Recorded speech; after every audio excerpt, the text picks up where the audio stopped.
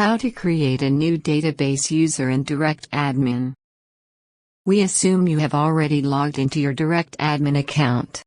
In the Account Manager section, click MySQL Management. In this MySQL Management interface, you can create new databases or manage existing ones. Here it shows the existing databases. Click the database whose new user you wish to create. We can see existing users of this database here. Now click Create New User. Let's assign a username and password to this new user. Enter username and password in the text input boxes provided.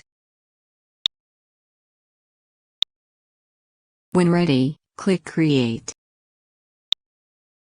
Now copy and save the username and password for this new user. The new user will require it to access this database.